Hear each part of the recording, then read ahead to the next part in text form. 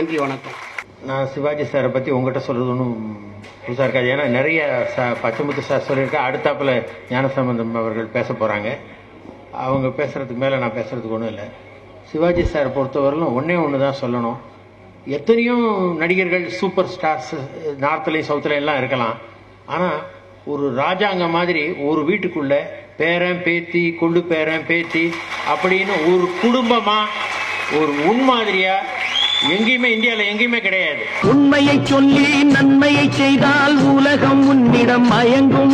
நிலை உயரும் போது பணிவு கொண்டால் உயிர்கள் உன்னை வணங்கும்.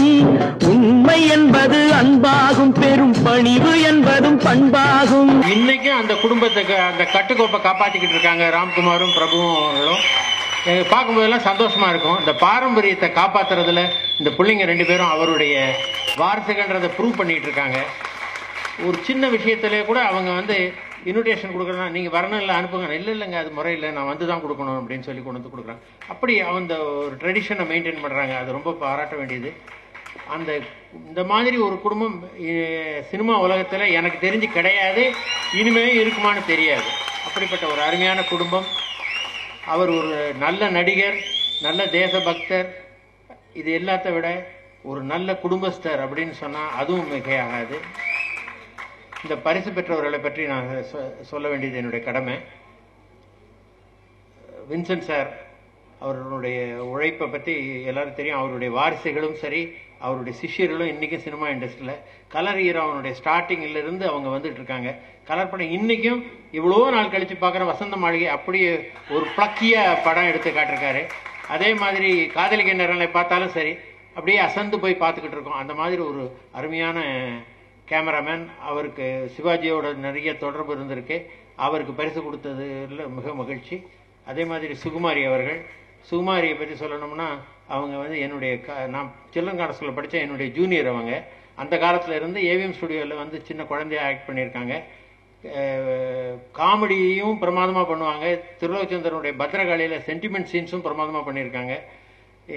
நாங்கள் எடுத்த டிவி சீரியலில் சொந்த மாலுட்டின்னு மலையாளத்தில் எடுத்தோம், அதுலேயும் ரொம்ப அற்புதமாக ஆக்ட் பண்ணிருக்காங்க.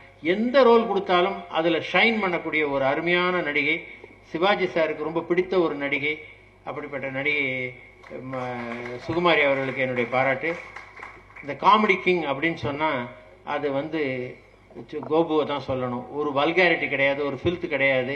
ரொம்ப உண்மையான காமெடியன். கல்யாண பரிசு ஆகட்டும், காதலிக்க நேரலை ஆகட்டும், அல்லது சிவாஜி சாருடைய கலாட்டா குடும்பமாகட்டும், கலாட்டா கல்யாணமாகட்டும், எல்லாத்துலேயுமே அதில் ஒரு நெடிவு மூஞ்சி சுளிக்க வேண்டியதே இல்லை. அப்படி ரசித்து காமெடி எழுத தெரியும். பாதி பேருக்கு அந்த மாதிரி காமெடி எழுத வராது. இவர் அந்த காமெடி எழுதுனா அந்த ஒரு தூய்மையான காமெடி எழுதக்கூடிய ஒரு திறமை எனக்கு எங்களுடைய படம் காசிதானக்கடன் எங்களுக்கு அந்த படம் பண்ணியிருக்காரு. அதே மாதிரி பாட்டி சுல்தட் அதை பண்ணியிருக்காரு. சிவாஜி சாருக்கு நிறைய படம் பண்ணியிருக்காரு. ஒரு அருமையான ரைட்டர். அவருக்கு கொடுத்ததில் ரொம்ப மகிழ்ச்சி. அது போலவே பாலமுருகன் சார் அவர்கள், அவரும் பி மாதவனுமா சேர்ந்து ஒரு கலக்கிட்டாங்க ஒரு சமயத்தில். அருமையான வசனகர்த்தா, கதை ஆசிரியர். எனக்கு அவர் உருவம் மாறி போச்சு. நான் யாரோ வர்றாங்கன்னு நினைச்சிட்டு இருக்கேன். அப்புறம் பார்த்தா பாலகுமாரன். அப்படின்னா பாலன்னு வச்சனால அப்படியே இருக்க முடியுமா? மாறத்தானே வேண்டியது இருக்கும். அதனால மாறி இருக்காரு. அவருக்கு என்னுடைய வாழ்த்துக்கள். திருலோச்சந்தர் பற்றி நான் ஜாஸ்தி சொல்ல போறதில்லை. ஏசி திருலோச்சந்தர் குளுமையான மனிதர். நான் ஒரு நாளுக்கு 2 தடவை அவரோட ஃபோனில் பேசுவேன் இன்னைக்கும். காரணம் என்னன்னு கேட்டிங்கன்னா, நான் ஜாஸ்தி படிக்க மாட்டேன். புத்தகங்கள்லாம் இப்படி பரட்டிட்டு போயிடுவேன். அவர் படிப்பார். படித்ததை உடனே ஃபோன் பண்ணி சொன்னால் தான் அவருக்கு ரிலீஃபு, எனக்கு கேட்டால் தான் எனக்கு பெனிஃபிட்டு. அதனால் நான் எங்கள் வீட்டை விட்டு கிளம்பின உடனே ஸ்டுடியோ வரலாம் அவரோட டெலிஃபோன் பேசிகிட்டு இருப்பேன். அந்த நேரத்தில் வேறு யாருக்கும் டெலிஃபோன் கிடைக்காது. அவரோட பேசிட்டு இருப்பேன். அதே மாதிரி ஈவினிங் நான் போகும்போது, காரில் போகும்போது திருப்பி அவரை கூப்பிட்டு பேசுவேன். Very knowledgeable man. அவ்வளோ படிப்பாளி. அநேகமாக சினிமாவில் எத்தனை பேர் இருப்பாங்கன்னு எனக்கு தெரியல. ஏதாவது ஒரு சின்ன பிட்டாவது எடுத்து படிக்கணும். படித்தா தான் அவருக்கு ரிலீஃப். தூக்கம் வரும், இல்லைன்னா தூக்கம் வராது. அந்த மாதிரி ஒரு அருமையான நண்பர். எனக்கு மாப்பிள்ளை தோழனா, என் கல்யாணத்துக்கு மாப்பிள்ளை தோழனா இருந்திருக்கிறார். என்னுடைய நட்பை பற்றி நீங்கள் புரிஞ்சுக்கணும். அப்போ 1960 மே 2ஆம் தேதி அன்னைக்கு எனக்கு கல்யாணம் ஆச்சு. அப்போ எனக்கு மாப்பிள்ளை தோழனா வந்தார். அன்னையிலிருந்து அசோகனால எனக்கு கிடைச்ச ஒரு பெரிய அட்வான்டேஜ் திருலோச்சந்தர். அவர் நல்ல டைரக்டர், நல்ல மனிதர், சிவாஜிக்கு ரொம்ப நெருங்கிய நண்பர், நல்ல டைரக்டர். அண்டு தெய்வ மகன் தான் ஃபஸ்ட்டு ஆஸ்கர் அவார்டுக்கு நாமினேட் ஆகி போன முதல் தமிழ் படம், இந்திய படம். அந்த மாதிரி அருமையான படங்கள் எடுத்திருக்கிறார். அருமையான மனிதர். அவரை பற்றி நான் பேசணும்னா நிறைய நேரம் பேசலாம். அப்படிப்பட்ட ஒரு நல்லவருக்கு கொடுத்ததில் எனக்கு ரொம்ப சந்தோஷம். வேற யாரையும் விட்டுட்டேன்னா, எல்லாரையும் கவர் பண்ணிட்டேன்னா. செவாலியர் சிவாஜி கணேசன் எஜுகேஷன் ட்ரஸ்ட்ன்றது நாங்கள் வந்து அவருக்கு அந்த செவாலியர் அவார்டு கிடைக்கும் போகும்போது ஆரம்பித்தோம். அதில் வந்து கிட்டத்தட்ட 150 மாணவர்களுக்கு வருஷம் கொடுத்துக்கிட்டு வரோம், பெனிஃபிட் கொடுத்துக்கிட்டு வந்துட்டுருக்கோம். அது அவர் பேரில் பண்ணணும்னு போது எனக்கு என்ன தோணுச்சு, எஜுகேஷன் தான் ரொம்ப இம்பார்ட்டண்ட். அதனால் நாங்கள் இந்த மாதிரி செவாலியர் சிவாஜி கணேசன் எஜுகேஷன் ட்ரஸ்ட்னு வைக்கலான்னு சொன்னோன்னே சிவாஜி சார் ரொம்ப சந்தோஷப்பட்டார். அந்த கார்பஸை நீங்கள் கிரியேட் பண்ணால் ஃபஸ்ட் இயரே உங்களுக்கு இன்ட்ரெஸ்ட் வராது. அதனால் ஃபஸ்ட் இயருக்கு தொகையை நான் கொடுத்துட்றேன், அடுத்த வருஷத்துலேருந்து நீங்கள் இன்ட்ரெஸ்ட்லேருந்து கொடுங்கன்னு சொன்னார். ஃபஸ்ட்டு ஈவெண்ட்டு அவங்க வீட்டில் தான் வச்சு நாங்கள் பண்ணோம். அதுக்கப்புறம் தொடர்ந்து பண்ணிகிட்ருக்கோம். எனக்கு உதவியாக எஸ்பி அர்ஜுனன் சாரும் எஸ்பி முத்துராமன் அவர்களும் எனக்கு துணையாக இருந்துகிட்டு இருக்காங்க. அந்த இதை ஆர்கனைஸ்டாக நாங்கள் பண்ண முடியுது. அதுக்கு இந்த மறுபடியும் சிவாஜி கணேசன் ஃபேமிலியிலிருந்து ஒரு கணிசமான தொகை கொடுத்ததுக்காக அவங்களுக்கு நன்றி. ஏசி திருலோச்சந்தர் கொடுக்கப்பட்ட 50,000 ரூபாயை அவர் வந்து இந்த ட்ரஸ்ட்டுக்கு கொடுக்கறதுல மகிழ்ச்சியாக கொடுக்குறாரு. அவருக்கும் என்னுடைய இந்த ட்ரஸ்டின் சார்பாக நான் நன்றி தெரிவித்து இந்த நன்மையான விழாவில் பார்ட்டிசிபேட் பண்ணக்கூடிய சந்தர்ப்பம் கிடைத்ததுக்காக ராம்குமாருக்கும் பிரபுவுக்கும் என்னுடைய நன்றி கூறி விடைபெறுகிறேன். நன்றி, வணக்கம். என்னுடைய வாழ்நாளுடைய மிக முக்கிய தருணமாக நான் கருதுகிறேன்.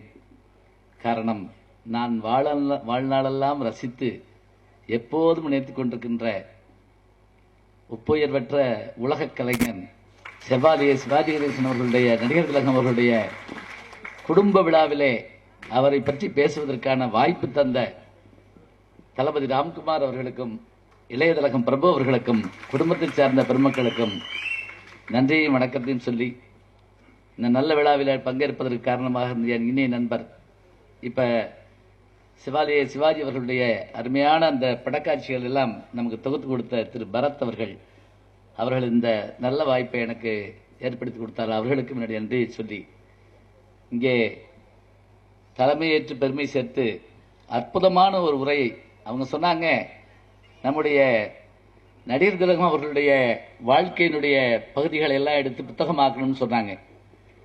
நான் நினைக்கிறேன், இப்ப இவர் பேசின பேச்சே ஒரு புத்தகமா போட்டா அதுவே பாடமா கூட வைக்கலாம். அவ்வளவு ஆராய்ச்சி குறிப்புகளோடு நம்முடைய SRM பல்கலைக்கழகத்தினுடைய வேந்தரையா அவர்கள் ரொம்ப அருமையாக சொன்னார்கள். அதுல ரொம்ப ஆச்சரியமான ஒரு விஷயம் என்னன்னா, பாத்திரத்துக்கு முக்கியத்துவம் கொடுத்து வேற எதையுமே கருதாமல், வில்லனா வந்தா வில்லனா தான் வருவேன், அதுக்காக என்னுடைய இமேஜை பத்தி கவலைப்பட மாட்டேன். இந்த நவராத்திரியில 9 பாத்திரங்கள்ல ஒரு பாத்திரம் வரும் பாருங்க, குடிகாரனா வந்து நின்று, அப்படியெல்லாம் யாருமே உலகத்துல பண்ண முடியாது. என்ன முயற்சி பண்ணாலும் அதுக்கு ஒரு பேண்ட் வேற போட்டிருப்பாரு பாருங்க, கட்டமா போட்டு பெட்ஷீட்டவே தச்ச மாதிரி இருக்கும். அப்படியெல்லாம் அந்த அழகு, அதை ரொம்ப அருமையா இங்கே ஐயா அவர்கள் எடுத்து சொன்னார்கள். அவர்களுக்கும் என்னுடைய அன்பு வணக்கத்தை சொல்லி, விருது பெற்ற பெருமக்கள் அவங்க எல்லாத்தையும் பார்த்து வளர்ந்தவன் நான், அதான் ரொம்ப பெருமை. ஒவ்வொருவரை பற்றியும் பேசிக்கிட்டே இருக்கலாம். அவர்கள் எங்கிருந்து விருது பெறுகிறார்கள் சொன்னா, விருது பெறுகிற இடமே மிகச்சிறந்த இடம். தருபவர்கள் யார்? சாதாரணமான பெருமக்களா? எங்கிருந்து வாங்குறோம்? ஏன்னா இமயமலையில போய் கொடி நட்டினா தாங்க பெருமை, போற வர்ற மலையில எல்லாம் ஏறி கொடி நட்டா பெருமை கிடையாது. அங்கிருந்து பரிசுகளை பெற்றிருக்கிறார்கள். அதுவும் எல்லாரும் நம்முடைய நடிகர் திலகம் அவர்களோடு இணைந்து நடித்தவர்கள், இணைந்து பணியாற்றிய பெருமக்கள். யார் யாரை சொல்றது, எப்படி சொல்றது? இந்த நிகழ்வுல நான் பேச வர்ற போது என் இனிய நண்பர் பத்மஸ்ரீ கமலஹாசன் அவர்கள்ட்ட நான் எப்பவும் பேசிக்கிட்டே இருப்பேன். அப்ப அவர் நெகிழ்ந்து சொல்ற விஷயம் என்ன அப்படின்னு கேட்டா, அவர் சொன்னார், இப்ப உத்தமமுத்திரன் போட்டாங்க பாருங்க, அதுல ஒரு நடப்பார் சிவாஜி, அப்படி போயிட்டு அப்படி வந்து திரும்பி பார்ப்பார். இன்னைக்கு 1000 பேர் செஞ்சு பார்த்தாலும் அந்த கிட்ட வரவே முடியல. அது எல்லாரும் போய் கேட்டாங்களா, ஐயா அந்த அப்படி வந்து அப்படி ஒரு ஸ்டைலா திரும்பினீங்களே, அது எல்லாரும் பாராட்டுறோம் அப்படின்னு கை கொடுத்தாங்களாம். ஹீரால் ஆளுக்கு சொல்லுங்க, அவர் தான் சொல்லி கொடுத்தார் அப்படின்னாராம். எப்படி பழக்க தெரியாத மனுஷனா இருந்திருக்காரு பாருங்க. நான் தான் யோசிச்சேன் அப்படிதான் சொல்லுவான். 3 நாளா சாப்பிடல அப்படிமோ. ரொம்ப சர்வசாதாரணமா டான்ஸ் மாஸ்டர் ஹீரால் ஆள்கிட்ட சொல்லுங்க அப்படின்னாராம். அதனாலதாங்க அவர் வளர்ந்தாரு, மறந்துடாதீங்க. எனக்கு ஒரு அனுபவம், நம்முடைய கமலா தியேட்டர் அதிபர் வி.என். சிதம்பரம் அவர்கள், அவர் வீடு திருமணம். அந்த திருமணத்துக்கு ஐயா சிவாஜி அவர்கள் வந்திருந்தாங்க. அப்ப நடுவில் அப்பதான் அவர் அமெரிக்காவிலிருந்து வந்திருக்கிறாரு, பேஸ் மேக்கர் வச்சிருக்கிறாரு. அப்ப இடையில கேட்டாங்க, இப்படி ஒருத்தர் பேசணும் கல்யாண வீட்டில் அப்படின்னு சொன்ன உடனே வந்துச்சு பாருங்க கோபம் அவருக்கு. அந்த கண்ணை பார்த்து நான் பயந்து போனேன். வெள்ளக்காரனை பாப்பாரு பாருங்க கட்டவுமனா நின்று, அது மாதிரி ஒரு பார்வை பார்த்தாரு. என்ன கல்யாண வீட்டில் ஒரு தண்டனையா அப்படின்னு கேட்டாரு. ஏன்னா பல பேர் பேசியே கொண்டு விடுவாங்க, நீங்க பாத்துருக்கீங்க. அவர் அப்படி நினைச்சாரு. நான் அப்புறம் என்னை கூப்பிட்டாரு, நீங்க தான் பேச போறீங்களா? ஆமா அப்படின்னு. பைக்கில் ஒரு தங்க கடிகாரம் அப்படி செயினோட வச்சிருந்தாருங்க, இப்படி எடுத்து என்கிட்ட காமிச்சாரு. 10 நிமிஷம், அதுக்கு மேல பேசக்கூடாது. நான் தான் வாத்தியாரு, நானே பயந்து போனேன். அது அதிகம், நான் 10 நிமிஷம் அதிகம். அதுக்குள்ள நான் பேசிடுறேன். மேடைக்கு வாங்கன்னு கூப்பிட்டப்ப மேடைக்கெல்லாம் வர முடியாது, முன்னாடி உட்காருவேன் அப்படின்னு உட்கார்ந்துக்கிட்டாரு. நான் ஆரம்பிச்சேன். எப்படி ஆரம்பிச்சேன்னா, எங்க அப்பா தமிழாசிரியர், எங்க அப்பாட்ட படிச்ச தமிழை காட்டிலும் எங்க வாத்தியார்கள்ட்ட படிச்ச தமிழை காட்டிலும் உங்ககிட்ட படிச்ச தமிழ் அதிகம்னு ஆரம்பிச்ச பாருங்க. 45 நிமிஷம் ஞாபகம் வச்சுக்கோங்க. 45 நிமிஷம் மணியை பார்க்கல, கிடியாரத்தை பார்க்கல, ஒன்னும் பார்க்கல. நடுவில் அவர் வி.என். சிதம்பரம் வந்து, ஐயா சாப்பிட போலாமான, சோறு பெருசா சோறு பெருசா அப்படிங்கிறாரு. எப்படி பேசிட்டு இருக்கா மனுஷன், அங்க போய் பேசாம உட்காரு. அவர்தான் முதல்ல பேச வேணாம்னு வச்சது.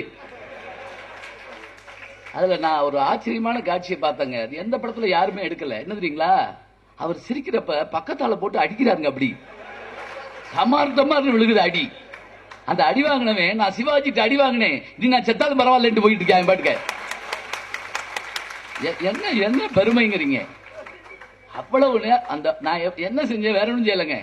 அவருடைய வீரவசனம்லாம் நான் பேசல, அது வராது நமக்கு, அது எதுக்கு வம்பு அப்படின்ட்டு அவர் நகைச்சுவையா பண்ண படங்களா எடுத்து எடுத்து வரிசையா வச்சுக்கிட்டே வந்தேன். கல்யாணம் பண்ணி பிரம்மச்சாரி, சபாஸ் மீனா, பழைய பாண்டியா, இப்படி படங்களா எடுத்து எடுத்து எடுத்து சொல்ல சொல்ல சொல்றதுக்கெல்லாம் சிரிச்சு சிரிச்சு சிரிச்சு அப்படியே. அதுல நீங்க அந்த சபாஸ் மீனாலாம் இன்னைக்கும் பாருங்க, அதை அக்கா பிரிச்சு 6 படம் வந்துருச்சு தெரியுமா உங்களுக்கு, நல்லா உத்து பாத்தீங்கன்னா தெரியும். அதுல வெற்றி விழால நாங்க கடுமையா யோசிச்சோம்னு பேசுறாங்க. நமக்கு ரொம்ப பெரிய ஆச்சரியமா இருக்குது. என்ன யோசிச்சிருப்பாங்க, எந்த படத்துல இருந்து எடுக்கலாம்னு யோசிச்சிருப்பாங்க, அவ்வளவுதான். நான் போய் சொல்லல. நீங்க அந்த படத்துல பாத்தீங்கன்னா ஒரு இடத்துல அவங்க அப்பாவுக்கும் பையன், அவர் சிவாச்சாரம் சண்டை வந்துடும். சண்டை வந்த உடனே படாரு என்ன பண்ணுவாரு, கையில கத்தி எடுப்பாரு. அப்படி உடனே அவங்க அம்மா ஓடி வந்து, வேணாம் இருமா ஆப்பிள் அறுத்துக்கிறேன் அப்படிம்பாரு. அதாவது அவரு அந்த கோபத்துல கூட ஆப்பிள் அறுக்க போவாரு. அது அந்த படம் முழுவதும் சிரிச்சு உருளாங்க. அடேப்பா, காதல் காட்சி அதுல ஒண்ணு வரும், சகதியில பிறண்டெல்லாம் காதலிக்க முடியுமா? அதுவும் காணா இன்பம் கனிந்ததேனோன்னு அந்த பாட்டு இப்ப பார்த்து நீங்க திருப்பி கேட்டு பாருங்க. அப்படி ஒரு குரல், அவ்வளவு அழகா. டி.ஏ. மோத்தின்னு நினைக்கிறேன் அந்த குரலுக்கு ஒரு சொந்தக்காரன். சரியா மோத்தி? நான் அப்பப்ப கேட்பேன், சரியான்னு சரின்னு சொல்லிடணும். இல்லைன்னா கூட வெளியே போய் பேசிக்கிடுவோம். இல்ல, நான் மதுரையில இருந்து வரதுனால சொல்றேங்க. மதுரையில இப்ப நீங்க இங்க நான் பாத்துக்கிட்டு இருந்த போது படம் ஓடிக்கிட்டு இருக்கப்ப நான் இளையதளன் அவர்கள்ட்ட சொல்லிட்டு இருக்கேன், இங்க பாருங்க, இங்க இருந்து வர்ற கமெண்ட்டுக்கு முன்னாடி கீழ இருந்து வருது பாருங்க. ஏன்னா இவங்க தான் படிச்சவங்க, நாங்கள்ல படிச்சவங்க. எவ்வளவு வேகம், எவ்வளவு விரைவு. அப்ப இதை சொல்லி முடிச்சேன் பாருங்க. அந்த 45 நிமிஷமும் கண்ணில் நீர் வர, பக்கத்துல கால அடிச்சு சிரிச்சு. அப்ப அவங்க எங்களுடைய தாயார் வந்து என்கிட்ட சொன்னாங்க, மாமா இவ்வளவு கண்ணீர் வர சிரிச்சு பார்த்து ரொம்ப நாள் ஆச்சு, ரொம்ப நன்றியா அப்படின்னாங்கல்ல. எனக்கு முதல்ல பொன்னாடு போத்தின மதுரையிலிருந்து வரக்கூடிய திரு நாகராஜ் அவர்கள், அவங்க தான் அங்க மன்றம் வச்சு பிரமாதமா நடத்திக்கிட்டு இருக்காங்க. அவங்க திருமணம் எல்லாம் ஐயா வந்து நடத்தி வைப்பாங்க. இப்ப அவருடைய மணி விழாவை நம்முடைய தளபதி அவர்களும் இளையதிலகம் அவர்கள் வந்து நடத்தி கொடுத்தாங்க. நாங்கெல்லாம் கார்ல ஒன்னா கூட்டு வந்தாருங்க மதுரை வரைக்கும். வந்து எங்க வீட்டு கல்யாணங்களை வந்து பேசுறீங்களா அப்படின்னாங்க. அதுக்கு என்னங்க கொடுத்து வச்சிருக்கணுமே, 3 நாளைக்கு விடாம பேசுவேன் அப்படின்னு. ஏன்னா சில ஊர்ல சைக்கிள் சுத்துவாங்கல்ல, இறங்காம விடாம பேசுவேன் அப்படின்னு. என்ன என்ன சந்தோஷம் பாருங்க. இப்ப கூட அவர் நம்ம இந்த நிகழ்ச்சியை தொகுத்து கொடுக்குற திரு மோகன் சார் அவர்கள் வந்து அவர் சொல்லிட்டே வரப்ப, நீங்க ஒன்ஸ் மோர் அப்படின்னீங்கல்ல, அவர் கேட்டார், என்ன எதை ஒன்ஸ் மோர் இருக்கிறாங்க? நான் சொன்னேன், உங்க பேச்சை தாங்க ஒன்ஸ் மோர் இருக்கிறாங்க, திரும்ப சொல்லுங்க, நல்லா இருக்கு. என்ன என்ன அழகு பாருங்க. இதே மாதிரி அவர்கள் வரிசையா சொல்லிட்டு வரலாம். உத்தமபுத்திரன் சொன்ன பாருங்க. இப்ப ஐயா அவர்கள் அந்த பிளாக் அண்ட் ஒயிட் காலத்துல அந்த படத்தை எடுக்கிற போது அதுல அந்த வசனம் எழுதுற ஸ்ரீதர் அவர்கள் சின்ன சின்ன விஷயங்கள்லாம் அந்த இன்னொரு சிவாஜியை சொல்லி அவன் தலையை கொண்டு வர சொல்லுவான். 10,000 ரூபாய் பரிசு விட்டு போனோடனே உடனே சிவாஜி கேட்பாரு, மாமா எவனாவது எந்தலையும் கொண்டு வந்து விட்டால் என்ன செய்வது பாருங்க. யோசிக்க வேண்டிய விஷயம் தான். உடனே விட்டுருங்க. அதாவது ஒரு நிமிஷத்துக்குள்ள இந்த படம் ஏறத்தால 50 வருஷத்துக்கு மேல இருக்கும். அதே அப்பா பிரமாதம். இது காரணம் என்னங்க, இப்ப நாங்க விடிய விடிய சொல்லி கொடுக்குறோம் பாரு பாடம், கவனமா விட்டுறாங்க சாய்ஸ்ல. ஏன் தெரியுமா? ஈடுபாடு இல்லாமல் செய்கின்ற எந்த காரியமும் வெற்றியை தராது. ஞாபகம் வச்சுக்கங்க.